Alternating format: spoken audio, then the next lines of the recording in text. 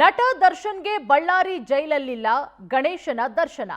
High security ಸೆಲ್ನಲ್ಲಿರುವ ಕಾರಣಕ್ಕೆ ದರ್ಶನ ಇಲ್ಲ. ನಟ ದರ್ಶನ್ ಬಳ್ಳಾರಿ ಜೈಲಿಗೆ ಹೋಗಿ ಒಂದು 10 ರಿಂದ 12 ದಿನ ಆಗಿದೆ.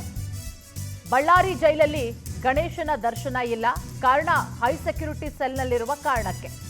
ಬಳ್ಳಾರಿ ಸೆಂಟ್ರಲ್ ಜೈಲಲ್ಲಿ ಇವತ್ತು ಗಣೇಶ ಚತುರ್ಥಿ ಸಂಭ್ರಮ. ಜೈಲಿನ ಇತರ ಖೈದಿಗಳಿಗೆ ಬಗೆ ಬಗೆಯ ತಿನಿಸುಗಳು ಸಿಗುತ್ತೆ. ಮೋದಕ, ಕಡುಬು, ಹೆಸರುಬೇಳೆ ಪಾಯಸದ ವ್ಯವಸ್ಥೆಯನ್ನ ಕೂಡ ಮಾಡಲಾಗಿದೆ ಬಳ್ಳಾರಿ ಜೈಲಲ್ಲಿ. ಆದರೆ ದರ್ಶನ್ಗೆ ಮಾತ್ರ ವಿಘ್ನೇಶ್ವರನ ದರ್ಶನ ಇಲ್ಲ. ಕಾರಣ ಹೈ ಸೆಕ್ಯೂರಿಟಿ ಸೆಲ್ಲಲ್ಲಿರೋದು ದರ್ಶನ್.